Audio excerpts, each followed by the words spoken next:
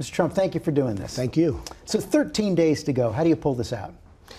Well, I think we're doing very well. The new polls just came out. We're leading in Florida. If you look at the lines and all of the people standing on lines in the state of Florida, it's incredible. I just had last night, as you know, I was in Tallahassee. We had 25,000 people. We had 16,000 people the night before. We're having, I mean, if I have a crowd less than 15,000 people, it's considered a small crowd. There's never been anything like that. Now, after this, I'm going to North Carolina, where we're also doing very well. The polls are indicating that we're leading in Florida, we're leading in North Carolina, we're leading in Ohio. Well, there's a new Bloomberg poll out in Florida that shows you ahead. That is absolutely true. But almost every poll, public poll, in Florida and North Carolina taken since the first debate shows her ahead. Yeah, but all of the most recent ones, and if you look at the enthusiasm on the lines, what they're now talking about are the lines, because you have early voting in Florida, and the enthusiasm on the lines is unbelievable. So you're not fighting from behind? George, I think I'm going to win. I mean, what can I tell you? I think I'm going to win. I really believe that we've gotten a very unfair narrative from the press. I feel the press is very dishonest. I don't feel, I know the press is very dishonest. And I think we're going to win. I think we're going to win Florida. I think we're going to win Ohio. You know, it used to be if you win Florida, you win Ohio, you win. We're going to win North Carolina. We're going to win a lot of states. Got to win all three of those. Yeah, I think I will. I think I will. And what do you say? And I think we'll win a lot more than that. We just got great numbers on Wisconsin, as an example. I think we're going to win a lot more than that. I did the first interview of this campaign on the first day Trump You Tower. did. We did. That's We're right. here in a Trump hotel today. Right.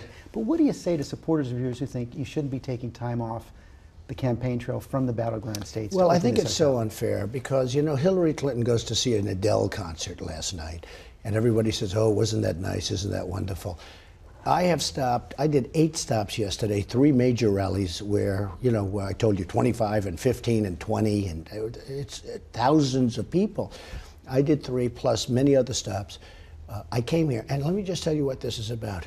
Under budget, ahead of schedule. I built one of the great hotels of the world. What am I supposed to do, not show up? I'm taking 1 hour off. I'm going to North Carolina right after this. Then I'm going back down to Florida. I'm going up to New Hampshire. I'm all over the place. But I can't take 1 hour off to cut a ribbon at one of the great hotels of the world. I mean, I think I'm entitled to it. She goes, she does 1 stop because she has no energy. She's got nothing going. She does 1 stop, and nobody complains about that. Nobody complains when she goes to an Adele concert all night long while I'm making 2 speeches at rallies with, you know, massive crowds. I come here, and it's true. There's a narrative. You have it, and a couple of the other haters have it. Donald Trump is stopping. I mean, I spent $200 million building a hotel, but you know why I really wanted this, and I love the fact that it just opened just before, because I built this hotel under budget and ahead of schedule. Now, that's why I'm doing this. That's one of the, I think I'd be here anyway. It sends a message. Front page of the No, Wall. it sends, you know what it does? It sends a real message, George, because we have road projects and tunnels and all the things we're doing end up costing 3-4 times what they were supposed to cost, and they never get finished. Front page of the Washington Post today says you're not going to have any more fundraisers this campaign. She is definitely going to outspend you in the home stretch. To avoid that, are you willing to write a check to your campaign? Yeah, I am. I mean, look, I'm going to be in for over $100 million. Only 56 million so far. Well, no, it's 61, but I'm spending a lot of money, and that doesn't include everything. I'm spending a lot of money. Hey, look, she's spending nothing. She ripped off the country for $250 million. She has no money invested in her campaign, 0. In fact, I asked her at one of the debates, I said, why aren't you putting up 10 or 20 or 15 or something million dollars? And she didn't respond. How much more are you going to put up between now and Election Day? I would say a lot. I'm not going to say what, but I will be over $100 million, and it could be much more than that. You've talked a lot about the fact that you think this election could be rigged. I want to go back to 2012. You sent out a tweet. I think the system is rigged. Election night 2012. This election is a total sham and a travesty. We are not a democracy. How was the 2012 election Because rigged? I look at the way the media treats the Republicans and conservatives, and I see the way it's so skewed. If things are good, like this morning, I watched one of the networks. They were devastated when the Bloomberg poll came out that said I was leading. They were devastated when they went down and they interviewed the people on the lines waiting to vote yesterday. And they were like devastated because they couldn't find anybody in Florida. They couldn't find anybody wanting to vote for Hillary. Look, it's so skewed. The media is part of the problem. But you called the whole election a sham and a travesty. Oh, well, I think it was horrible the way they were treated in the media. The only thing worse is the way I'm being treated. Look, I'm being treated. Hey, it's record-setting bad treatment, what I'm getting. It's the greatest pile-on in American history. I think beyond politics, the greatest pile-on, and that's okay. I'm okay with it. Because you know what? The people get it. The people understand what's going on, George. They really get it. I go to these rallies, and they're starting to hate the media because they see it's all a big lie. And not all, but a lot of it's a big lie. Now, at the same time, you have some wonderful... like $1 billion in free media during the primaries. Well, I don't know if you call it $1 billion in free when it's bad. I mean, they give me... I do things that are good. For instance, I open up a hotel. I employed thousands of people building it and operating. And they're all saying, why is he off the trail? Now, everybody's been saying that I have more energy than anybody they've ever seen, and you might have to say that. Nobody's ever done so many stuff. I start at 7 in the morning, I get home at 1 in the morning, and then I get up and do another speech at 8. And in the meantime, she's sleeping all day long. Look, she does 1 or 2 events. I do 8. Then I come to Washington, D.C., I cut a ribbon, and on the thing it's, why is Donald off the trail? I mean, I've done so much more than her, and I can't take time out. But I'm off it because of under budget, ahead of schedule. Now, I will say this. That's a very unfair statement. What should really be, they should be talking about WikiLeaks and the horrible things that have come out about Hillary Clinton, the horrible things. They should talk about the FBI getting paid the head investigator getting paid $675,000, the wife, for campaign contribution, essentially from her best friend. You know that better than anybody. And she's under investigation, and this is the man that's the head of the investigation, and the wife is getting paid $675,000. Right, she was contributions to her campaign. Oh, that's a terrible thing. That's a terrible thing. Nobody's ever seen anything Let's stick like on that. this election idea. And George, she's so guilty. She deleted 33,000 emails. They're missing boxes of emails. She's so guilty. How can she even run? You have to see, there's such anger in this country. And the anger is about that, but there's such anger in this country over what she got away with. The FBI director, appointed by Republicans, said no reasonable prosecutor would bring this case. Well, he made a mistake, okay, or whatever. I don't even call it a mistake. I think something happened. Look, something happened. You go into the well, I think somebody talked to him. I think, hey, look, how can President Clinton, when the Attorney General says something going on, George. She's so guilty. Congress sends a subpoena. She deletes all of her emails, okay? She deletes them. Now, there are other things also, many other things. But just take that one. Don't even talk about anything else. There are many, many other things. Missing boxes of emails, deleting emails after they send her. Now, who's more important in terms of getting a subpoena than the United States Congress? She deletes 33,000 emails and gets away with it. And yet General Cartwright could go to jail for, George, General Cartwright, 4-star general, could go to jail. Think of this, for 5 years. You've made the point that you think... And Petraeus, his life has been destroyed. You've made the point that you think she's guilty. But if she does, I know you think... I don't think she's guilty. I know she's guilty. If she wins, I know you think you're going to win, but if she wins, if she gets the kind of win that President Obama got, more than 300 electoral votes, several million in the popular vote, will you accept that as a clear result? I'll make that decision at the right time. I mean, don't worry about it. I'll make the decision at the right time. But we have a rigged system. And I'll tell you how the system's rigged. It's rigged by the media because it's totally unfair and biased. It's rigged by the media, and it's rigged when you see somebody running for office who shouldn't be allowed to run for office.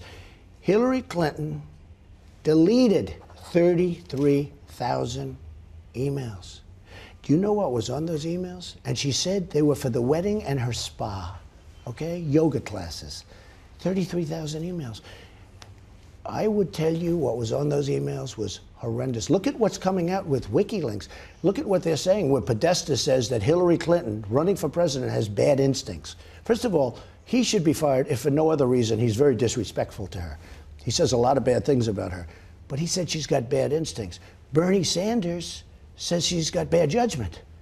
So if Podesta says bad instincts, Sanders says bad judgment, why are people even thinking about running? All 17 U.S. intelligence agencies believe the Russians are behind that leak. Why don't you believe it? I don't know if they're behind it, and I think it's public relations, frankly. But you know what does bother me? I have nothing to do with But you were even told that by the Republican head of the Homeland Security Committee, Mike McCall. He said the same thing. I don't know what he said. He told you that he thought the Russians were behind it. Hacking is very interesting. Hacking is very hard to determine who did what. Okay, you know that. People are hacking all over the place. Nobody knows. They don't know if it's Russia. They can't guarantee it's Russia. And it may be. I mean, it may be Russia. I have nothing to do with Russia. She likes to put the narrative about Donald Trump with Russia. I have nothing to do with Russia. I don't know money. I don't have deals in Russia. I don't know Putin. But why not accept our intelligence agency's conclusion? Well, I haven't seen the conclusion. But you know what? Hacking, I understand. And it's very hard to determine who's doing the hacking. What I have seen, though, is I have seen WikiLeaks. And where they came from, I don't know. But they're real. And they're not even being denied. And the disrespect those people have, and the dishonesty, too, by the way, the dishonesty. I mean, the one that came out yesterday about, the server and going to President Obama, so therefore he knew about it. That brings him into the picture, which he didn't want to be brought into that picture. But her emails going to him, and he understands, and these are supposed to be classified emails. You want the whole thing, I'll tell you what, the whole thing is a scam, and it's horrible. You want a special prosecutor to investigate Hillary Clinton, so now President Obama should be investigated as well? That's what you said yesterday. No, but President Obama made the statement that he didn't know anything about it, but in the meantime, he's getting emails. So it proved that he did know about it. You said yesterday she should be investigated. Who should be investigated? The president. Let them do whatever they want. Look, he knew. He lied. He certainly lied because he knew the emails because they were sent to him. Let's talk about Mosul. And that was a big deal yesterday. I mean, you do agree that was a big deal yesterday. It was news yesterday. It was news. Let's talk about Mosul. On Sunday, you sent out a tweet saying that the operation was a total disaster. The defense secretary is on the ground. He says they're making progress. He's encouraged by the progress. The former dean of the Army War College says this shows that Trump doesn't know a damn thing about military strategy. The Army War College, let me tell you, the element of surprise. I've been hearing about Mosul now for 3 months. We're going to attack, meaning Iraq's going to attack, but with us, okay? We're going to attack. Why do they have to talk about it? Why can't they keep it quiet and attack?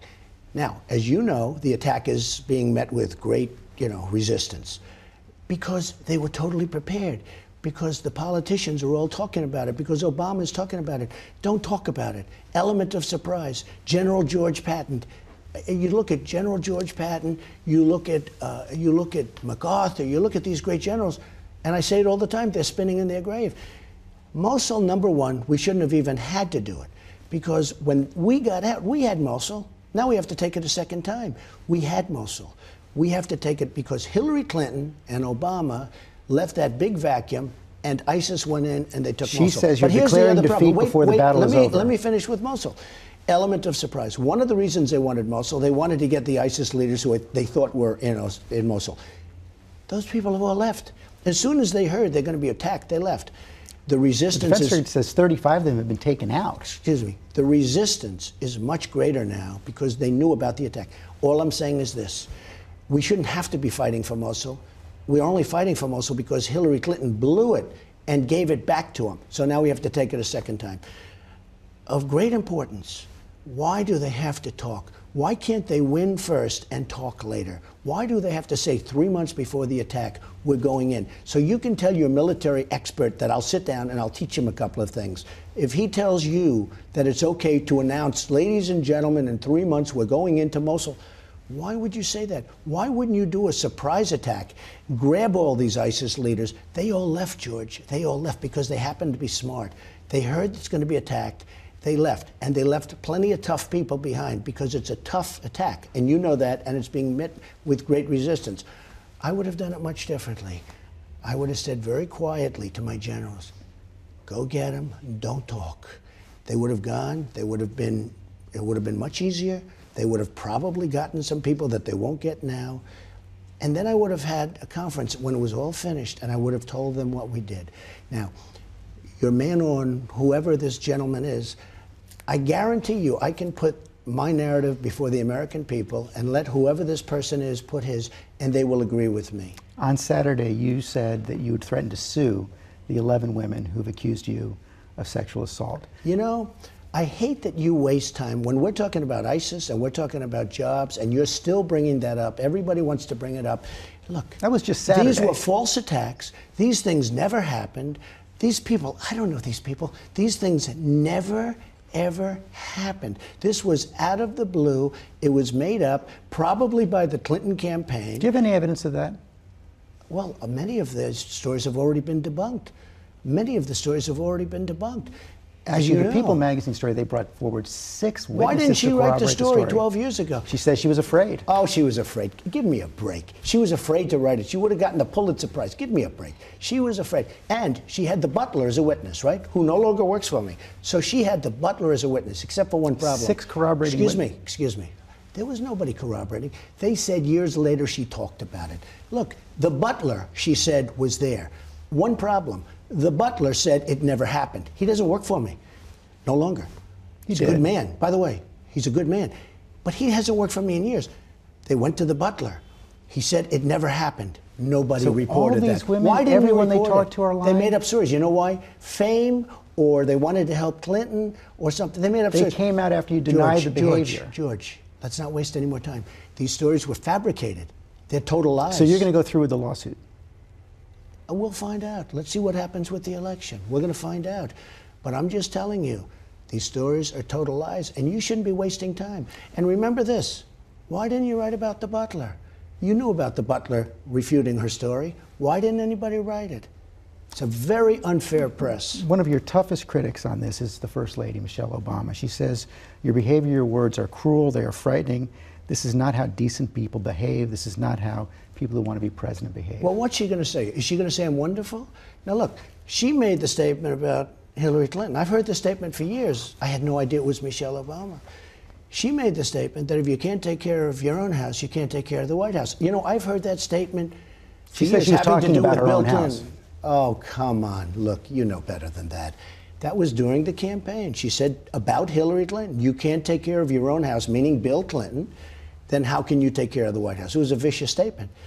It was covered at the time, and it's gone all over the world. I mean, it's a very well-known statement. I would never have used it, other than I saw the other night on television, they went back 8 years and they played that statement. It was her that made the statement. What do you think about what she's now, saying all of about a sudden, you? I'm such a bad person. Look, what is she going to say? Is she going to say, I'm fantastic? Is she going to say, I'm going to not let jobs leave our country anymore? We're going to keep our jobs? You have to see what's happening to our country. Our companies are leaving from Mexico and other places, and we're losing our jobs. Is she going to say Trump is better at that than any other human being in the world, okay? Which I believe I am, okay? I will stop it cold. We have so many things to do that, you know, but now look, she's the First Lady. She's got to say what she's got to say. I mean, I understand that. That's the game. President Obama says you should stop whining about the system. I'm not whining about anything. I'm not whining about anything. Here's another one. So 8 years ago, Obama talked about the elections in Chicago, essentially saying how they were rigged, okay?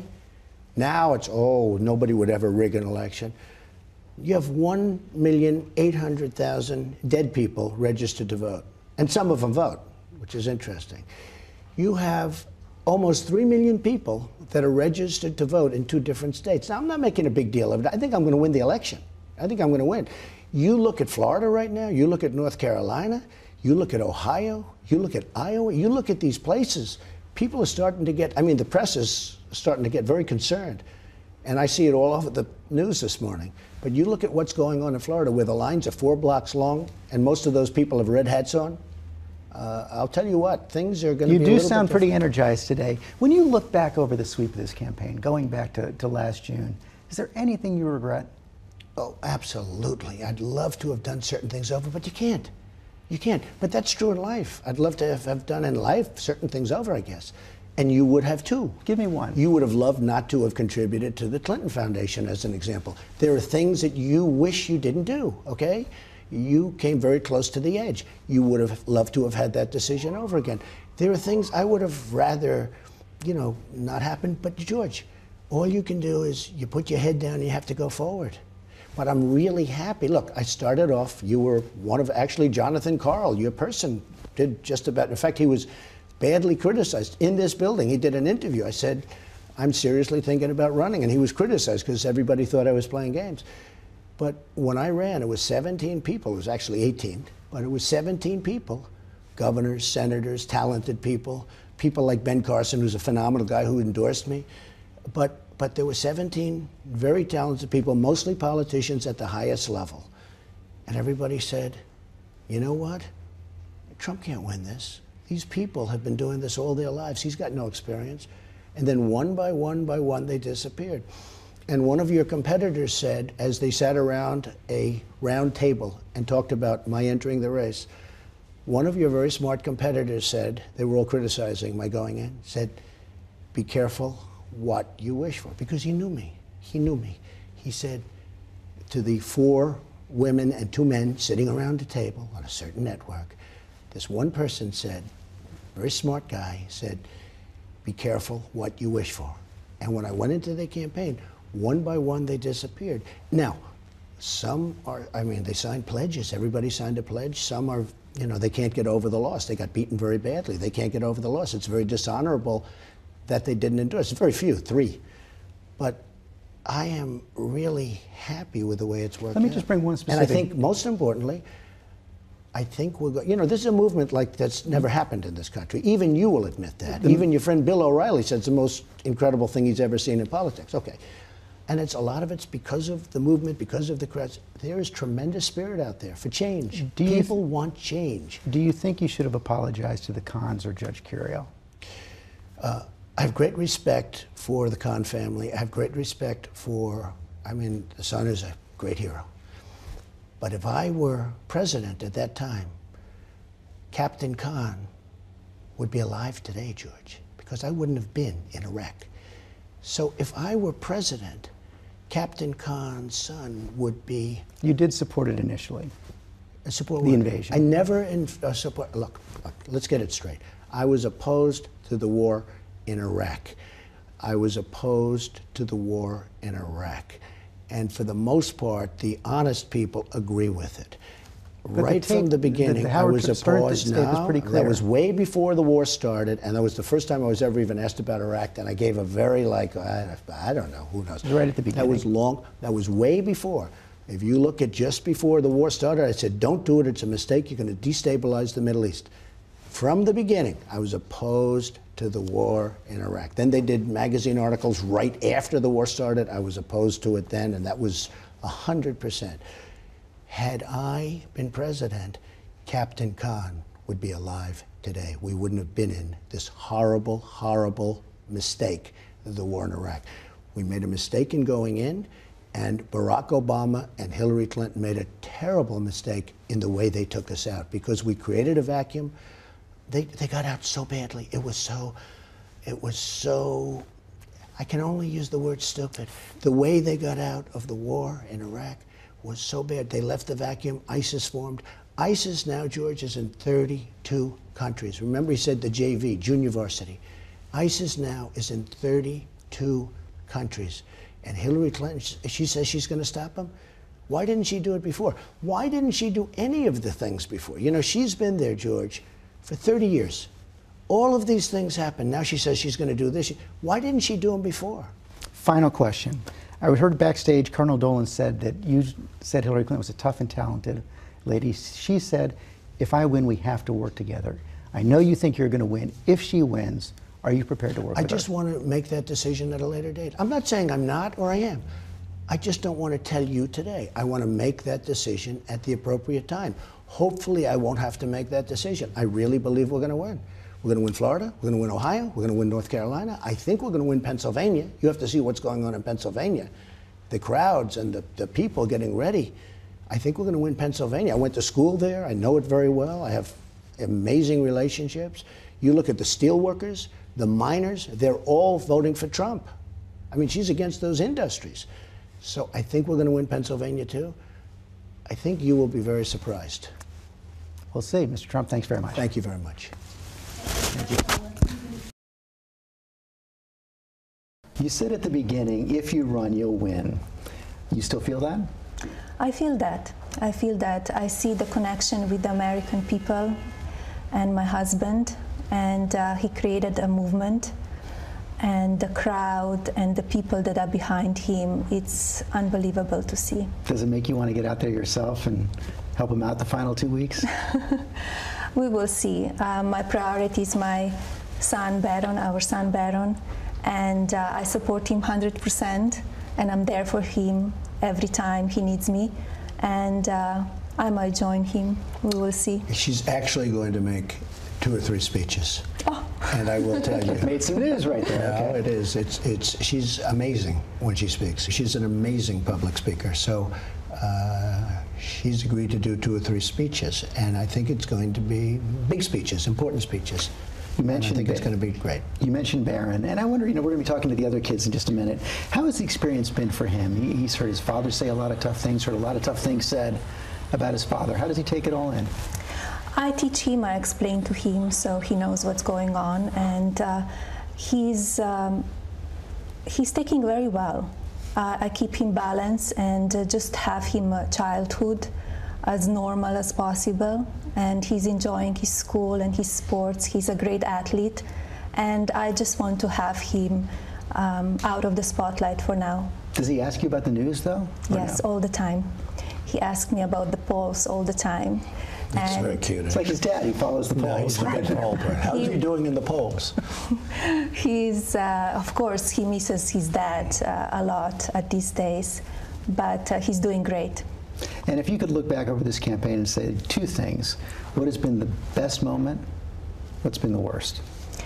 The best moment, the movement that he created and showed the people what he wants to do for the country. And the worst, I would say, dishonest media and unfair media. You guys talk about this a lot. What is so unfair about the coverage overall? Well, I can just speak for myself that I don't want to mention a specific act, but so often they'll say, oh, Donald Trump said this or he said that, and what I said wasn't wrong. What I said was fine. If a Democrat had said it, if Hillary had said it, people they wouldn't have even thought about it. But I'll say something that's absolutely perfect, George, and the next day it's headlines. Donald Trump said this or that. That comes with the territory, though, doesn't it? No. Look, I went to an Ivy League school. I was a good student. I'm a very smart person. I know what I'm saying. Now, there have been some instances, oh, I could have done it a little bit differently, but sometimes I'll say something that's absolutely perfect, and I'll get a call after an interview, like with you. Did you say this or that? And they'll skew it so unfairly. But people see it for themselves. They make up their own minds. Well, they don't really, because what happens is you poison the minds. You really do. The media poisons the mind of the American voter. They really do. It's unfair. But the thing is, the American voter is really smart. I mean, I'm going to see how smart they are. But the American voter, I think the American voter is smarter than the media. It's clear you both feel very, very strongly about this. Clearly, we all know, and you've answered some questions about this since that Access Hollywood tape came out. I'm automatically attracted to beautiful. I just start kissing them. He apologized to you for that, but you said at the 3rd debate you didn't apologize to her about the women. The stories are all totally false. I have to say that. And I didn't even apologize to my wife, who's sitting right here, because I didn't do anything. Was that okay with you? They were lies, and as I said before, all the accusations, they should be handled in a court of law. So you believe the lawsuit should go forward? Yes, I believe that. And because to accuse somebody without evidence, it's very hurtful and it's very damaging and unfair. And but honestly, do we still need to talk about that? I think American people want to hear the problems that we have in America. She's so right about that. She's so right about that. They want to hear what we will do to make America better. Let's talk about jobs. Let's talk about secure our border. That's what American people want to hear about I think people. And just to finish, I can't apologize for something that I didn't do. Nothing ever took place. But it's more likely to go away if you don't sue. We'll see what happens, okay? Let's see what happens on the 8th, November 8th. Have you thought more about what you'd like to do as First Lady? I will focus on helping children and women, and also about social media in this 21st century. What's going on, it's very hurtful to children, to some adults as well, but we need to take care of children. Hard to keep it away from your kids. It is, but we need to teach them how to use it, what is right to say, what is not right to say, and because it's very bad out there, and children get hurt By social media, by what's going on, and by negativity. You give him advice about tweets? Yes, I do, all the time. Well, look, it's a modern day form of communication, Judge. And you know, I have between Facebook and Twitter, I have 25 million people. It's a big asset. You have to use it right, but it's a big asset. But she'll tell you when you use it wrong. She can give me very good advice, believe me. But what she's saying is true, though. I've seen so many people hurt so badly, not just children. I mean, just people are hurt so badly by new social media. And she feels very strongly about it. She understands it very well. I'm sure It's you've very seen this. dangerous for The children. New York Times was all the people they say you've insulted Well, that's on okay. Twitter. That's okay. Most of them deserved it. Were you one of them? Actually, I wasn't. I was a little Oh, you should surprised at be. that. I'm surprised. Let's go check it. I can't believe I didn't include you. No, look, I believe in fighting back. When people are against me, when they tell lies, you know, I have the power of this instrument. And frankly, sometimes I'll use that. And I agree, sometimes it will revert back, or sometimes maybe it doesn't come out. You have to be careful with it. What do you think about Hillary Clinton, not as a candidate? I know you believe that Mr. Trump will be a better president of the United States. What do you think of her as a person? I don't know her that well. I think she's out there fighting. I think it's a political machine behind her. She's protected a lot, and they will not say everything what needs to be said. And finally, you're okay with what happens no matter how the vote goes on November 8th? Yes, the life goes on, no matter what happens. But he's going to win? I think so. We're fighting till the end. Thank you both. Thank you very much. This is really a question for everybody, but it's based on something you said when you were a teenager. You said that your father's legacy is your legacy.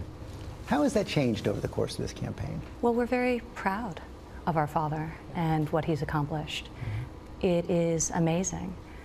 I've been joking for a while that when we started even just this project, we said Trump was coming to Pennsylvania Avenue, and we didn't even know at the time what exactly that meant, or one way or the other. how foreshadowing a statement that would be. I humbly and gratefully accept your nomination.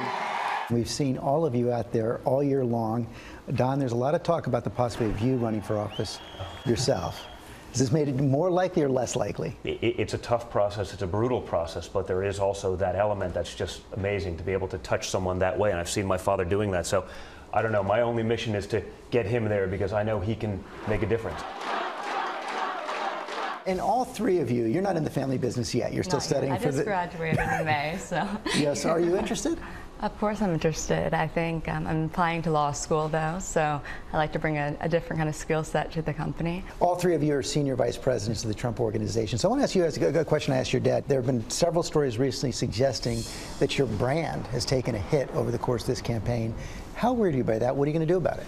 So I think we have the hottest brand in the world right now, and I think buildings like this are a testament to what we do every day. Some of these studies are showing less foot traffic in some of the businesses. There's one, I guess, apartment in New York trying to get the Trump name off the building on Riverside Drive. Well, listen, I think the brand is much more than New York City, right? This is a global brand. I mean, when you look at the people that he's touching on a daily basis, the presidency, fixing America, is so much bigger than any of that, regardless. I think the brand is hotter than it's ever been, but it doesn't matter to me. I don't care. It doesn't matter. I don't care about the brand. I care about the country. Ivanka, you've got your own business on. I wonder what you say to the women who've started this Grab Your Wallet campaign on Twitter to boycott your collection. How does that make you feel? And what do you want to say to those women who are doing it?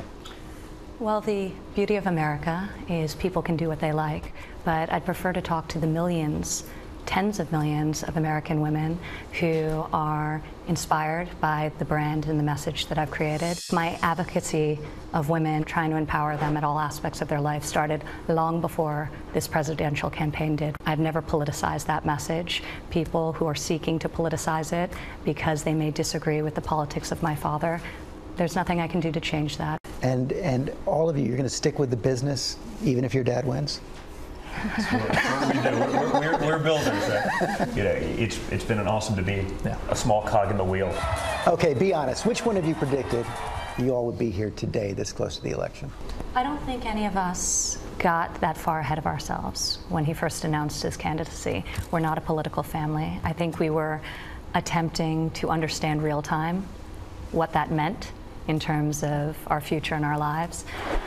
In retrospect, I don't think any of us would tell you we're surprised. I've never in the past seen him fail, and this is obviously on another level in terms of his commitment to this country and its people. You're surprised? Well, I guess, you know, a lot of people are surprised in terms of the press, etc. But I think probably I wouldn't have done it if I didn't think I could win. You know, if I thought I was going to be knocked out 9 people ago, I would have probably said I won't do it. So I can't say I'm surprised. It's really about making America great again. That's what it's about. That's why I'm doing this.